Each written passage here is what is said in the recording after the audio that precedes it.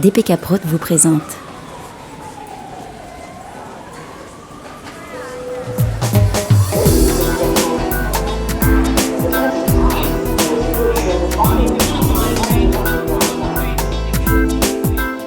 Londres, un voyage imprévu mais qui a pourtant nécessité une longue préparation.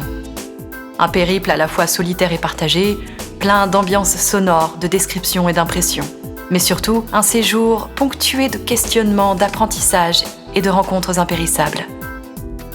Londres, cette destination que j'ai appris à appréhender un peu différemment par le prisme du handicap visuel et de l'accessibilité. Je suis Cali, je suis une personne malvoyante et l'expérience de voyage que je vous propose de vivre est unique. C'est la mienne.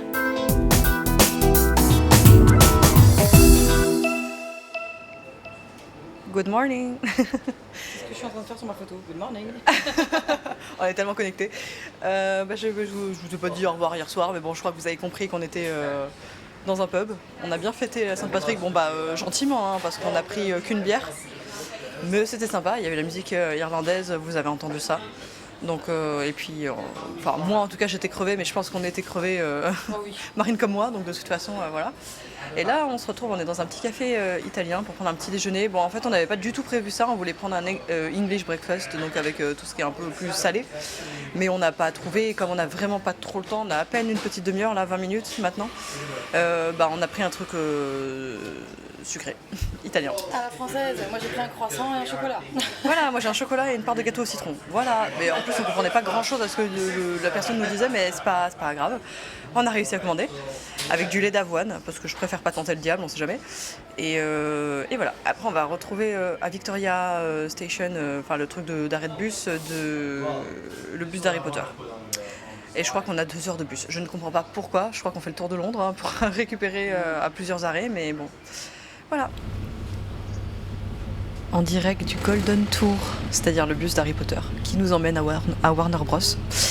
Les studios, on a pris le bus à 10h30, il vient de partir, de Victoria Station, je sais pas quoi là. Et là on en a pour 2 heures de trajet à peu près. Après on est entre 3 et 4 heures, 3h30 je crois sur place. Et après on reprend le bus à 16h15 pour repartir et il nous ramène à notre point de départ je crois 2 heures plus tard, vers 18h, 18h30, pareil. Donc on va passer une bonne journée. Par contre je ne suis pas très convaincue sur le fait que je puisse déjà faire rentrer mon micro dans les studios et si j'y arrive, parce que il n'est pas non plus hyper visible dans mon sac, je suis pas sûre d'avoir trop la possibilité d'enregistrer. Donc on verra. Si oui, tant mieux pour vous. Sinon, sachez qu'on va passer certainement une très bonne journée. Bon, et bien comme vous pouvez certainement l'entendre derrière moi, avec la musique d'Harry Potter, nous sommes arrivés au studio. Donc il y avait 1h30 de trajet. Je pense que c'est si on veut manger, etc., faire les contrôles, parce qu'il y a 2 contrôles de sac à passer. Et après, on peut prendre les audioguides. Donc nous, on l'a pris en français. Comme le monsieur a vu que Marine m'aidait, il nous en a fait payer qu'un parce que c'est 5 livres 25, donc plus ou moins 7 € par audioguide. Donc il a dit que celui de Marine était gratuit. Donc n'hésitez pas, pareil, toujours à demander ou alors à montrer une canne blanche ou peu importe. Et potentiellement la deuxième personne ne paye pas parce qu'elle est considérée comme accompagnatrice. Voilà. Donc là j'attends Marine qui est partie aux toilettes et on va pouvoir commencer la visite. Donc tout est passé. Je vais voir si on me laisse parler au micro durant la visite pour que vous ayez un peu les ambiances. Mais j'ai peur de me faire striker la musique ensuite, donc je vais peut-être couper. En fait, finalement, on va demander parce qu'en fait, on est arrivé 1 heure avant. Et notre entrée, elle est à 12h30, 13h. Donc on se demande s'ils nous ont pas fait arriver avant pour qu'on puisse manger dans le hall, parce que là, il y a des trucs pour manger. Et sachant qu'on n'avait pas le droit d'emmener de la nourriture, donc peut-être qu'ils nous laissent arriver avant pour qu'on mange. En mangeant ce qu'il y a ici, donc en achetant directement, ils sont pas bêtes. Donc on allait demander si on peut rentrer maintenant ou s'il faut qu'on mange maintenant. Bon, on a fini de manger à 9h45, donc on n'a pas très faim, mais on se dit que s'il faut manger, c'est peut-être maintenant ou jamais, et qu'après il n'y aura peut-être plus rien à l'intérieur. Donc Marine est allée demander au point d'information. Donc c'est bon, on peut manger à l'intérieur, on n'est pas obligé de manger maintenant. Mais donc Marine me décrivait un petit peu le hall. Là on est arrivé sur un café, il y a un café sur notre droite. Et donc on arrive en haut de nous, il y a... Alors par contre, je vais essayer de décrire, mais je suis pas calée à 100% en Harry Potter. Il y a l'espèce de gros dragon avec des ailes. Oui. Cali, on t'écoute? Non. Je sais pas, ça dépend. Peut-être le Magyar à pointe, je sais pas, il est quelle couleur? Il est gris-marron. Ah, je sais Il pas. vole, il a des chaînes aux pieds comme s'il était attaché. Ah, c'est peut-être le Magyar, ouais. Oui, je vois très bien à quel moment dans le film on les voit pendant les... À un moment donné, ils attaquent, je crois, pendant les matchs. Ah, oui. Bah, c'est peut-être pendant le tournoi des Trois Sorciers, hein. C'est ça. Peut-être cela, Bon. ouais. Il est vraiment gigantesque. Il prend toute la surface de la pièce. Ouais. Il fait au moins 20 mètres carrés. Ok, ça marche. Je veux dire, donc il est suspendu en haut au plafond. Il nous accueille là, on dirait qu'il va nous sauter dessus, nous attraper, nous manger. Trop bien. Et sur les côtés, on a des écrans de cinéma avec des images qui défilent où on voit le château, on voit les personnages d'Harry Potter. Il y a celui qui a la grosse barbe là, Hagrid. On voit la prof aussi là. McGonagall. Voilà. Celui qui a la longue barbe blanche. Dumbledore. Voilà. Et celui qui est un peu méchant. Rogue. Voilà. Je fais la description après coup. On voit les fans de Harry Potter. Et... non, j'ai vu tous les Harry Potter, mais j'avoue que je ne les ai pas regardés avant de venir. Ouais. J'ai adoré, mais je ne suis pas non plus une fan comme les enfants qu'on a vu l'autre jour pendant la visite. Qui, à 4 ans, savaient ils connaissaient tout. Voilà. Moi, j'avoue que je suis très fan. Je les ai lus et vus au moins une dizaine de fois, mais pas depuis un moment. Des fois, j'avoue que les noms peuvent m'échapper. Donc, on verra ce que ça donne. De toute façon, en visitant, ça va me revenir. C'est ça. Et en face de nous, on voit aussi sur l'affiche, évidemment, Harry Potter, Hermione et Ron. Voilà, merci. Et donc là, on va se diriger vers l'entrée. Non, c'est des toutes petites pièces et on voit le dortoir, mais genre il y a 2, 4, 6, 8 lits. D'accord. Quand tu vois ça dans le film, t'as l'impression que c'est une grande pièce immense. Oui. Non, avec les caméras, ils arrivent à faire des trucs de ouf parce que c'est tout petit. Ouais, en fait, ils construisent tout en miniature. Et après, avec la façon dont filment les caméras, on a l'impression que c'est super grand, quoi. Oui, donc en fait, les lits, ils étaient prévus pour des gamins de 11 ans, et puis au fur et à mesure, ils grandissaient, et donc ça leur allait plus. Je vais les prendre en photo, tu vois, c'est pour ça que je te dis, mais c'est tout petit. Mais oui, c'est pour ça. Attends, je vais essayer d'approcher, il y a plein de monde. De base, c'était pour des gamins, quoi. quoi. Attends-moi là, je vais faire la photo. Ouais, vas-y. Il y a plein de monde devant. Oui, bien sûr, vas-y. Mais donc, c'était prévu pour des gamins de 11-12 ans, et puis au fur et à mesure, eux, ils ont grandi, mais les lits, ils n'ont pas grandi parce qu'ils les ont gardés tout le long des films. Par contre, ça paraît tout petit, mais parce que les murs sont amovibles. On est au dortoir donc des garçons à Gryffondor. Les murs sont amovibles et ils pouvaient bouger les murs en fait au fur et à mesure selon la place des micros, des caméras, pour avoir des angles différents, au fur et à mesure des besoins qu'avaient les acteurs et les réalisateurs du film. Mais sinon là, c'est format mini, quoi. Donc là, on est au niveau des baguettes. Et donc on apprend qu'il y avait à peu près 3000 baguettes, dont 80 ont été cassées par Daniel Radcliffe parce qu'il jouait de la batterie sur tout et n'importe quoi entre les tournages. Et donc il y avait plein de types de baguettes, des baguettes en bois et résine pour celles qu'on voyait de près, les baguettes équipées de petites lumières pour quand il y avait l'humos, des baguettes en caoutchouc pour les cascades, etc. Et comme il y en avait 3000, elles étaient numérotées avec une petite planche, et à chaque fin de journée de tournage, tout le monde devait ramener ses baguettes aux accessoiristes pour ne pas les perdre. Donc apparemment les baguettes n'ont pas été perdues, mais par contre elles ont été cassées par Daniel Radcliffe qui jouait de la batterie. Voilà. Et donc on a aussi accès aux décors qui ont été globalement tous été construits en bois et en plâtre et qui n'ont jamais cessé d'être construits tout au long du tournage des films. Et même pendant le tournage des scènes, il y avait des travaux en cours. Enfin, ils devaient arrêter dès que les caméras tournaient parce que les murs de chaque plan de studio étaient trop fins. Donc on entendait en fait les travaux. Donc ils devaient arrêter de construire pendant que les caméras tournaient, mais pendant les jours de tournage, dès qu'ils avaient possibilité, ils continuaient à construire. Et en fait, c'est sur un plancher en bois. Il y a un immense tapis qui recouvre le sol. C'est vraiment très ancien, ça fait vraiment château à l'ancienne, quoi. Il y a des fauteuils, tout est de couleur rouge, du coup, comme il disait, vraiment Gryffondor, quoi. Il y a plusieurs canapés, une petite table basse, on voit encore les tasses de café, tout ça. Voilà, ça fait vraiment scène de vie. Encore occupé, quoi. Et sur la droite, sur le mur, il y a une grande... c'est délicat parce qu'on parle à deux. Sur le côté, il y a une grande cheminée avec le même feu que tout à l'heure. Le feu, il est encore allumé, quoi. Mais c'est faux, c'est du décor. Et en face, on a des grandes toiles au mur avec des peintures, qui disaient c'est les anciens préfets de Gryffondor. C'est ça, ouais. Et les décors, bon après, c'est là où on se rend compte que putain, mais quand on voit ça dans le film, on se dit mais c'est immense, ils sont vraiment dans un vrai château. Et non, c'est juste du décor et c'est hyper bien fait. Les murs sont en pierre, on voit la fenêtre au fond avec les vitraux. Sur le côté, il y a une petite arche et puis il y a un escalier qui monte. Alors tu te dis, ils ont dû les filmer en train de monter. Oui. En fait, ils montent nulle part. C'est vraiment tout est faux, quoi. C'est que du décor et c'est incroyable. Ouais, Il y a un grand chandelier qui descend avec des poutres au plafond. Ça fait vraiment ancien, genre comme dans une vieille grange. Ouais. Ah, c'est fou de se dire qu'ils montaient nulle part en fait. J'ai jamais réfléchi, mais ça ouais. monte, mais en haut, il n'y a rien. C'est fermé. Ouais, parce qu'en fait, ça monte au dortoir. Sauf que les dortoirs, ils sont Ils changent à chaque 10 fois de mètres pièce, plus en loin. fait. Voilà, c'est ça. 10 mètres plus loin derrière nous, quoi. En fait, ils font semblant de monter, puis hop, ils changent d'endroit pour filmer les dortoirs. Enfin, c'est incroyable. Ouais. De réussir à faire un film comme ça qui fait tellement réel, on les croirait vraiment marcher dans un vrai château. Et en fait, non, c'est que des petites pièces. Ça, c'est dingue. Ouais, c'est assez fou. Donc j'ai pu me prendre en photo devant le miroir de Reset. Oui.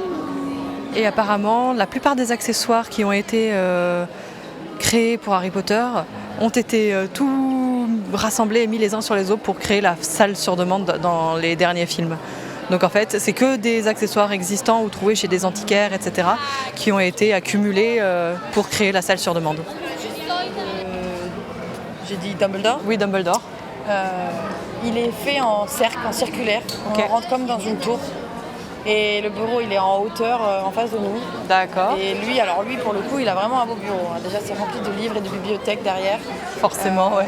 Il a un très beau décor, son bureau. Faudrait que j'arrive à faire une photo après, on va écouter ce qu'ils nous disent dessus. Ouais. Il y a des cadres au mur. Ouais. Beaucoup de cadres, beaucoup de... Je sais pas c'est qui sur les cadres, mais à chaque fois c'est les anciens directeurs de Poudlard, normalement. C'est ça, c'est sûrement ce qu'ils vont nous expliquer. Ouais. Et lui, il est vraiment dans un... Comment dire ? Son bureau, il est perché en hauteur, en haut des escaliers, et ça fait comme une tour. Il fait royaume, quoi. Il fait roi. Ouais. Donc en fait, on a vraiment des escaliers là pour y accéder normalement ? Oui. Ouais, non, mais on peut pas. Oui, non, enfin nous non. Mais oui. il y a des escaliers pour y accéder, ça fait quoi. Vraiment... il a vraiment des colonnes romaines autour. Ouais. C'est très directorial. Voilà. Ça me fait délirer parce que tous les livres, en fait, c'est des vieux annuaires. c'est des annuaires recouverts de cuir et de poussière. On dirait vraiment une vieille bibliothèque avec des livres très anciens. C'est drôle d'avoir toutes ces infos, en fait. Ah ouais, c'est chouette. Et cette pièce, elle est vraiment majestueuse. Vraiment, je comprends qu'ils disent que c'était... la pièce préférée de je sais plus qui, de l'accessoiriste ou j'en sais rien, du décorateur. Ouais. Elle est réaliste, quoi. Ouais. Celle-là, elle est plus grande, du coup, on s'y croit plus. Ouais, je pense que c'était pour conserver ce côté majestueux qu'il fallait donner au bureau. Donc c'est pour ça que c'est un des plus grands box, entre guillemets, quoi. Salle des potions. Le décor est un peu comme si on était sous terre, dans une cave. Au-dessus de nous, c'est tout en pierre. Et ça fait vraiment comme si on était un peu sous les égouts. Cette pièce, elle est vraiment très glauque, très sombre. Ouais. Et il y a des trucs écrits au plafond, c'est ça qu'il disait ? Sous les voûtes. Oui, c'est ça. Te dire ce qu'il y a écrit, je pourrais pas le lire. Ouais, il disait qu'il y avait des trucs... Oui, on dirait du latin, quoi. Un peu... Ouais, des formules alchimiques, je crois, ou quelque chose comme ça, du médiéval, ouais. Et du coup, tout autour des voûtes, sur le long des murs, il y a donc les bocaux en verre, qui ont, comme ils disaient, toutes leurs étiquettes, toute leur contenance. Oui. Et c'est très réaliste. Dedans, on dirait vraiment les vraies feuilles, on voit des grains, des graines de machin, tout ça. Enfin, un truc chelou. Plus de 1000 flacons, avec des vrais os cuits, ils disaient. Ouais, ok. En tout cas, on voit des trucs avec des serpents, tout ça. Des queues de lézard en plastique, ouais. Et donc après, au milieu de la pièce, en fait, il y a des grandes tables carrées. Et il y a plein de petits chaudrons avec les baguettes magiques dedans. Il y en a une d'ailleurs qui est avec un effet spécial où elle tourne toute seule, elle est allumée, elle est toute rouge comme si elle chauffait. Et il y a la baguette qui tourne dedans. Et on voit que c'est là que les élèves étudiaient leurs cours de potions magiques. Ils ont chacun leur petit chaudron, leur petit tabouret, ils sont sur une table comme un gros plan de travail de cuisine. Ok. Et voilà, elle est assez étrange cette pièce du coup. Un effet glauque quoi. Enfin, c'est voulu pour. Voilà. J'étais en train de demander ce qui était dit, mais en fait c'est Rogue qui est en train de parler, c'est une scène du film. Ah, peut-être. Alors j'arrive pas à déterminer lequel parce qu'avec tous les casques je n'entends rien, mais je réécouterai à l'enregistrement je pense. Ouais. Parce que je n'entends pas de quel film ça vient. Ah, c'est le premier. C'est quand C'est original, alors tu comprends? Oui. Enfin, c'est quand il pose les 3 questions la première fois qu'on voit Rogue en fait, et il demande comment on obtient un baisoir, enfin plein de trucs de magie quoi pour faire des potions. Et en fait personne ne répond à part Hermione, et sauf qu'il veut plus l'interroger au bout d'un moment, et il interroge Harry Potter, sauf qu'Harry il en sait rien. Enfin, il lui dit bah super, la célébrité ça fait pas tout hein. Enfin voilà quoi. On est devant la cabane de Hagrid, devant l'une des 2 cabanes de Hagrid, parce qu'en fait il en existe une grande avec tous les objets immenses pour faire comprendre, pour faire croire qu'on était bien chez un géant. Et il y en avait une beaucoup plus petite où Hagrid paraissait immense dedans, pour le faire paraître géant par rapport au reste des objets quoi. Et donc si je devais donner un mot pour décrire cette hutte, c'est bordel. Clairement, c'est le bordel. Il y en a de partout. Il y a des filets accrochés au mur, il y a des cages, il y a des cordes, il y a des tonneaux. Voilà, c'est très vétuste, tout simple. C'est vrai que quand on voit, ils ont mis un mannequin avec la taille d'Hagrid, tout est en miniature à côté de lui. Et elle est toute petite cette cabane. Du coup, c'est pour ça que ça fait bordel, parce que on a le canapé, une table, une chaise. C'est vraiment le strict minimum. Il y a une petite bassine où il avait l'air de mettre de l'eau, mais voilà, c'est très sommaire. Et voilà, il y a un bordel, je pourrais pas dire tout ce qu'il y a dedans. Et les trucs ont l'air immenses? C'est celle-là où on voit les objets en immense, ou c'est pas celle-là? Ils sont petits. Ok, ceux-là ils sont petits. Ok. Enfin, quand je vois la tasse de café et le fromage, ça me paraît gros, mais par rapport à la taille que lui il fait, le mannequin, non, tout est petit à côté de lui. D'accord. Voilà. Donc ouais, ok, ça marche. Donc là, on est face au terrier, donc c'est la maison tordue des Weasley, et effectivement, la guide qu'on a eue pour la visite de la ville Harry Potter disait que par rapport, pour différencier le monde moldu du monde magique, la plupart des bâtiments et objets du monde magique étaient représentés comme tordus. Et c'est pour ça que le terrier est tordu, c'est pour montrer que c'est une maison magique, à contrario du 4 Private Drive, qui est une maison tout à fait basique de la banlieue, je sais plus, londonienne, je crois. Donc voilà, donc il y a pas mal d'objets tordus, et il y a la fameuse horloge où il y a toutes les photos des Weasley représentées pour faire les chiffres de l'horloge. Et il y a aussi on peut potentiellement faire actionner des objets magiques de la maison. Ils sont déjà tous actionnés, ouais. C'est vrai qu'il y a la poêle qui se lave toute seule dans l'évier. En fait, elle est posée sur un mécanisme électrique, et le mécanisme électrique il tourne, ce qui donne l'impression qu'elle bouge toute seule. Sur le canapé, il y a ça se tricote tout seul, tu vois le truc qui se tricote, ouais. Sauf qu'il n'y a personne derrière qui tricote. Donc ouais, c'est vraiment bien fait au niveau des effets spéciaux. Il y a la carotte qui se coupe toute seule aussi, avec le couteau qui bouge tout seul sur la table, ça marche. Donc là, on se dirige dans la forêt interdite. Parce qu'en fait, les premières scènes de la forêt interdite, notamment dans le 1, ont été faites dans un décor naturel. Mais avec notamment les scènes du 2, ils se sont rendus compte que ce ne serait pas facile, voire impossible, de travailler en décor naturel. Donc ils ont recréé la forêt, notamment pour les scènes avec Aragorn. Et à savoir que Rupert Green est vraiment arachnophobe. Et donc la peur qu'on voit sur son visage les premières fois, c'est vraiment de la vraie peur, parce qu'il déteste les araignées. Je vous laisse un peu écouter l'ambiance.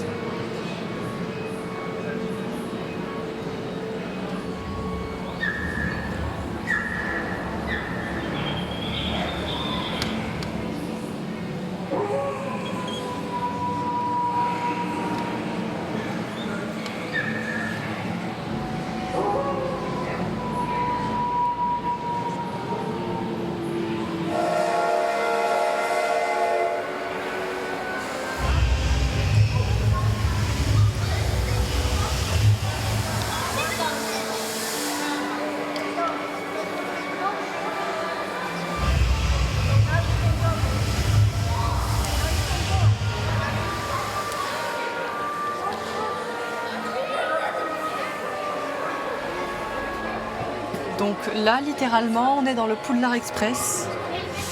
Voilà, on peut monter dedans. Bon, là, c'est pour les plans en intérieur, mais je crois qu'ils disaient que pour les plans en extérieur, c'était ailleurs. Et qu'ils avaient essayé de reproduire le mécanisme du train qui bouge. Et c'est une vraie locomotive qui existe. Elle date du milieu du XXe siècle et ils l'ont remise en état.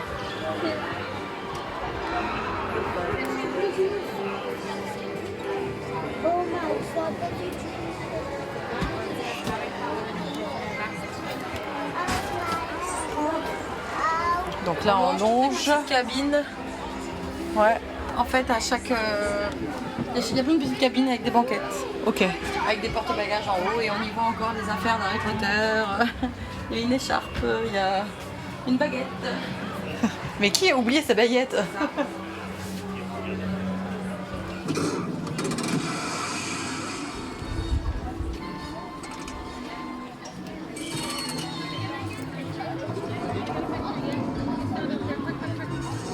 Eh ben, comme vous l'aurez peut-être reconnu, c'est le Magicobus.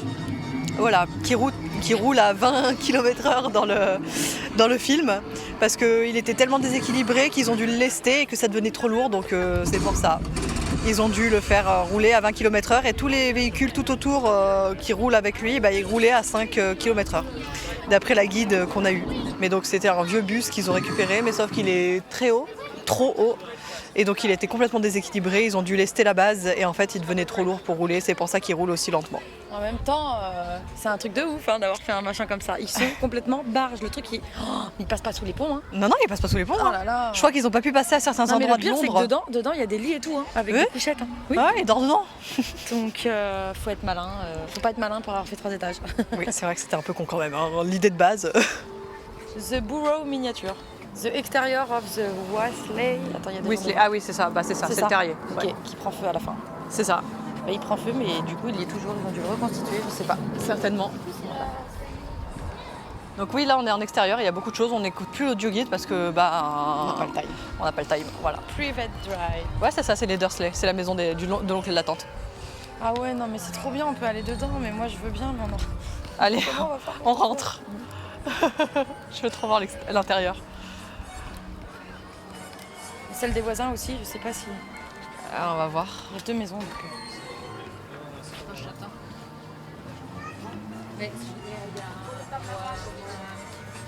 Ah ouais, la scène. Oh, trop bien, ils ont fait une reconstitution. Alors, il y a la scène avec toutes les lettres qui volent. Ah bah oui. Et il y a la scène où elle est toute gonflée. La salle tante, à manger. ouais, la tante Ah ouais, Marge. C'est énorme. Super. Ça, c'est énorme. C'est le cas de le dire. Oui, c'est qu'à le dire. Je sais pas si tu m'enregistres, mais. Oui, c'est bien.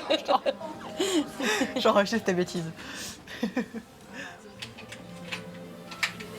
C'est vraiment bien fait, on est vraiment comme dans une vraie maison. Hein. Il y a l'escalier. Ok. Mais ils ont construit un mini pavillon en fait. Hein. Ouais, c'est ça. On a quoi tout autour de nous? Autour de nous, on est dans le couloir là, la tapisserie de chez mamie. Ah ouais, c'est vraiment à l'ancienne. Et à gauche, il y a le salon avec les enveloppes qui volent. Ok. Et à droite, il y a la salle à manger où on les voit, ils sont autour de la table, elle est toute gonflée, elle est en train de s'envoler. Ok. Et à droite, on rentre dans la cuisine après. Allez. Ah oui, c'est vraiment. Excuse-moi. C'est vraiment bien fait parce que tu as. Ah bah. Bon bah, désolé. Il y en a partout. C'est vraiment bien fait parce que dans la cuisine, tu as encore les restes de nourriture. Ah ouais. Les os du poulet, tout ça. Ah ouais, on sort par là. Ouais. Par contre, on n'a pas vu l'autre. Alors, qu'est-ce que c'est que l'autre? Ah si, c'est là à droite. Ah, Qu'est-ce que c'est que ça? c'est pas la même? Ah, c'est la chambre d'Harry. Ah, c'est la chambre. Ah oui, avec Dobby qui se tape la tête contre le mur.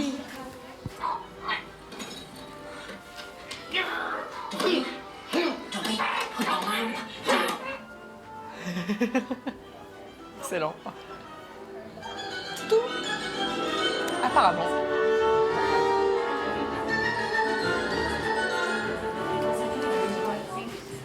À droite, on va se voir. Voilà. Alors, là, on va passer sur la. Est-ce qu'on le passe pas? C'est bon? C'est la passerelle là que je te disais qui est toute travers. Tu marches et c'est de travers les planches. D'accord. Je sais pas ce que c'est, mais. J'arrive pas à voir ce que c'est. Ouais. Alors. C'est un ponton en bois en fait, avec un toit au-dessus et une passerelle où on marche de travers. C'est de travers. mais je comprends bien, mais je vois pas du tout d'où ça vient. Franchement, ça doit être écrit, mais. Ouais. Il est 40 quoi. Ouais, allez. Là, on arrive dans une serre. Ah, ça doit être la serre de Poudlard. Ah oui, c'est la serre. T'entends le bruit, tu comprends, non? Je sais plus comment elle s'appelle. Les mandragores. Oui, voilà. Les bébés mandragores qu'il faut rempoter.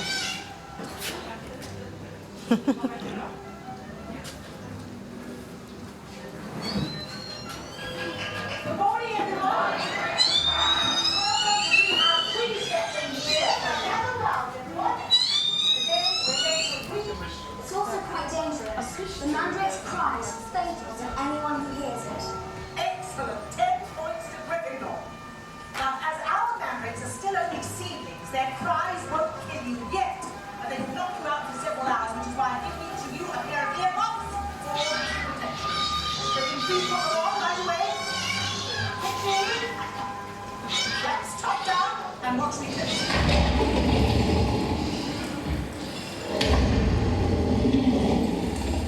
C'est la destruction de la banque de Gringotts, c'est le dragon qui vient tout détruire.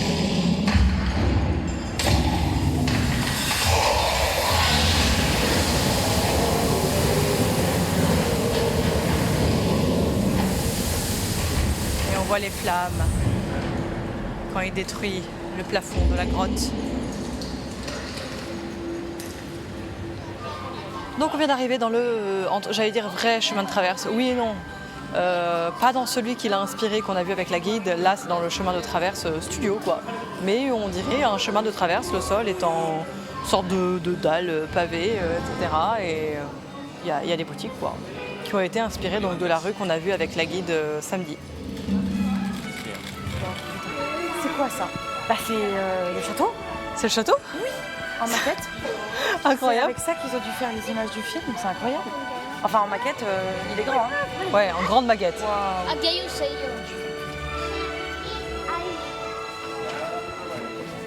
On est là, il y a des enfants devant moi là.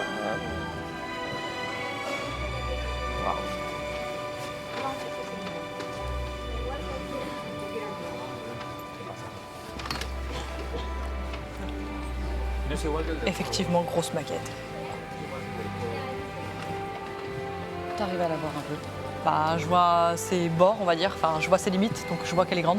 C'est là où on se dit, mais même moi quand j'ai vu les images du film, j'ai dit mais comment ils ont fait pour trouver un château comme ça avec une maquette? C'est une maquette, c'est fou. C'est vrai, mais je crois qu'ils ont tourné un peu en Écosse.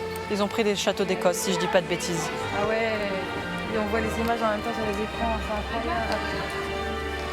Juste avec des caméras qui passent au-dessus de ça, ils ont réussi à reproduire un truc réel. Ouais. Ça, c'est incroyable.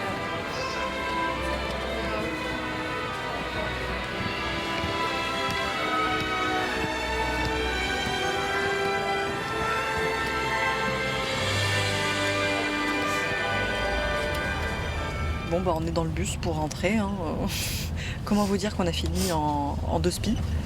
On n'a presque rien vu. Bah, après, la fin, c'était les films. Les derniers films, je veux dire. Genre le 6, 7, 8, surtout 7, 8. Enfin, le 7 partie 1 et 7 partie 2, quoi. Donc, ça avait l'air chouette, mais en même temps, c'est ce que je connais le moins, donc bon, tant pis. Mais c'est surtout qu'on a rushé la boutique souvenir. Je suis trop dégoûtée. Je devais trouver... Quelqu'un m'a demandé une tasse pouf souffle, donc on a couru pour lui trouver sa tasse pouf souffle. Sauf que moi je voulais ramener quelque chose, sauf qu'on n'avait vraiment pas le temps. On avait, on avait le bus dans, je sais pas, 10 minutes. Je crois qu'on est rentré 10 minutes avant dans la boutique. Donc on avait 10 minutes pour trouver et pour payer. Sauf que pour payer, il y a 50 personnes. Donc bon, on a attrapé une tasse pouf souffle, une tasse serre d'aigle. On a couru à la caisse, il y avait 50 personnes. J'ai sorti la canne blanche, on est passé devant 50 personnes. Et le caissier est trop sympa, il a dit ah oui, j'arrive dans 1 minute, je finis l'encaissement, c'est pour vous.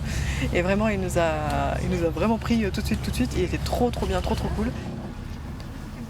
Bonsoir. Je reviens parce que je me rends compte que j'ai pas du tout enregistré ce soir. Et bon, c'est pas très grave parce que vous avez déjà beaucoup de contenu pour aujourd'hui. Mais vous n'avez pas beaucoup de contenu, il me semble, sur l'accessibilité. On n'en a pas beaucoup parlé aujourd'hui, à part quand j'ai mentionné le fait que j'avais utilisé la canne blanche pour pouvoir passer prioritaire la file donc, pour payer au Harry Potter Studio. Donc ça, c'est des choses qui peuvent effectivement arriver. Bon, moi je le fais jamais, à moins d'être dans un cas extrême comme celui-là. Mais c'est vrai que le handicap fait qu'il y a déjà pas mal de choses qui sont assez compliquées, assez inaccessibles au quotidien. Donc quand on peut avoir certains avantages comme celui-ci, on dit pas non. Surtout que la raison pour laquelle on était aussi en retard, c'est que Marine devait me faire des descriptions à chaque fois. Vous n'en avez eu qu'une partie, et je pense que vous en avez déjà pas mal, mais sachez que c'était vraiment très long, parce qu'on écoutait l'audio guide pour que moi j'ai le maximum d'informations, parce que ne pouvant pas voir, et Marine n'étant pas très calée sur le sujet Harry Potter, et ben le seul moyen pour que je comprenne vraiment de quoi il était question, c'était d'avoir l'audio guide. Ensuite, Marine me faisait quand même une description du décor, parce que l'audio guide faisait une restitution d'informations, mais ne décrivait pas forcément ce dont il était question en termes de visuel, quoi. Donc je savais pas forcément devant quoi est-ce que je me trouvais. Donc en fait il y avait un double, le retour de l'audio description de l'audio guide et le retour de Marine. Donc voilà, c'est ça qui a pris beaucoup de temps. Ensuite, je voulais vous parler de ce que j'ai utilisé moi pour partir, que j'ai aussi utilisé en Corée du Sud. Donc si vous avez été là durant la première saison, vous connaissez déjà le système. Sinon, je vous le redis. Ça m'a servi un petit peu. Pareil, en Corée du Sud, ça m'a servi un petit peu. Pas tant que ça, parce qu'à chaque fois j'étais accompagnée. Là, c'est surtout pour se débrouiller seul. Par exemple, pour prendre le train la première fois, avec SNCF Access Plus, et sur la première page, parce que donc soyons clairs, je vous parle d'une sorte de classeur porte-vue, avec des pochettes à l'intérieur, et dans chaque pochette j'ai mis les documents importants de mon voyage, et sur les pochettes j'ai collé des petites étiquettes en braille avec le descriptif rapide de ce qu'il y a dans la pochette. Par exemple, sur la première, j'ai marqué SNCF, et donc c'est mes billets aller-retour, avec aussi au milieu, entre les billets aller-retour, les infos Access Plus. Après, par exemple, j'ai la pochette Eurostar avec les billets Eurostar aller-retour.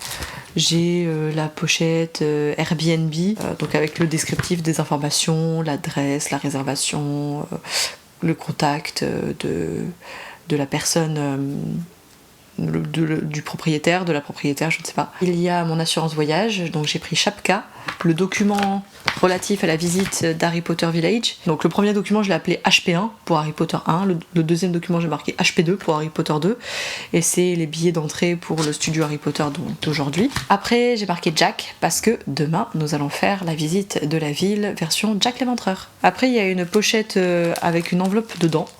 C'était l'enveloppe qui contenait nos cartes de transport de Londres, Oyster Card Visitor. Et enfin, j'ai mis une pochette avec des papiers importants, des copies de ma carte d'identité ou des trucs comme ça. Mais sachant que j'étais avec Marine, ça a été une de ses missions en fait, de gérer un peu le côté administratif, papier, gestion des billets.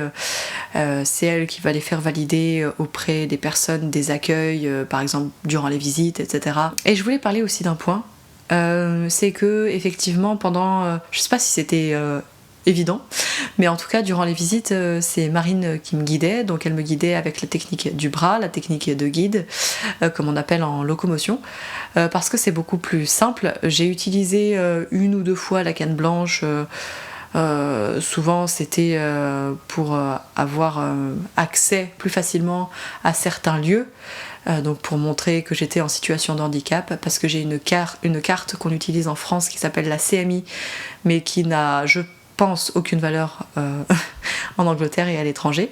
Donc la canne blanche, c'est un peu le passeport. Je l'ai utilisé à peut-être une ou deux reprises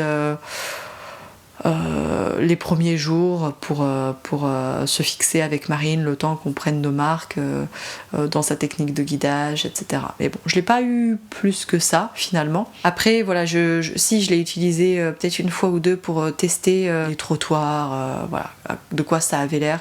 Les trottoirs sont relativement accessibles dans le sens où il n'y a pas trop de marches, notamment aux endroits des passages piétons.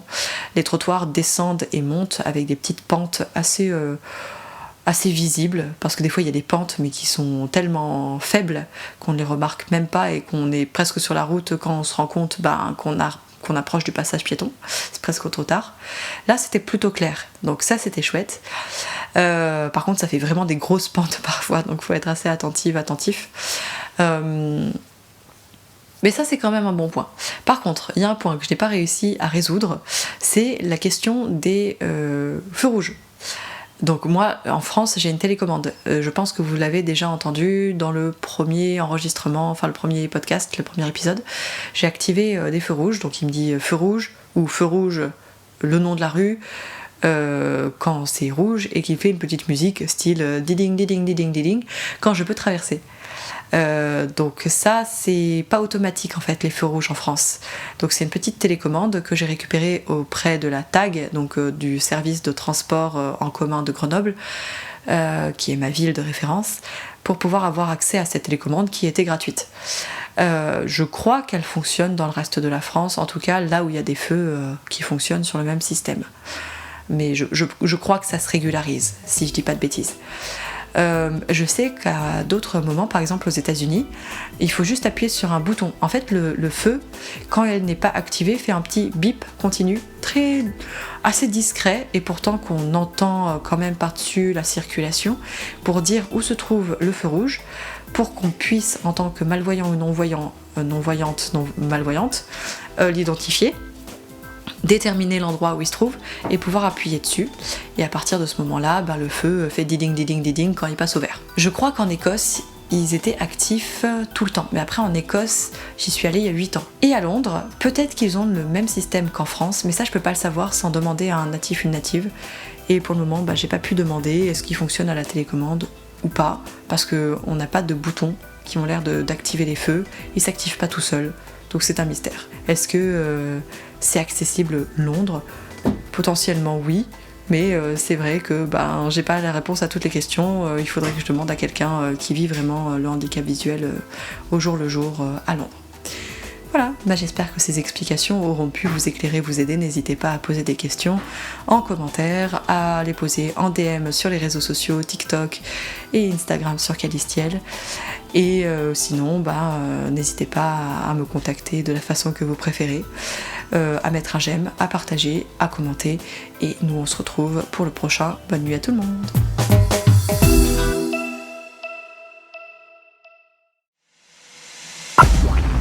www.dpkprod.eu.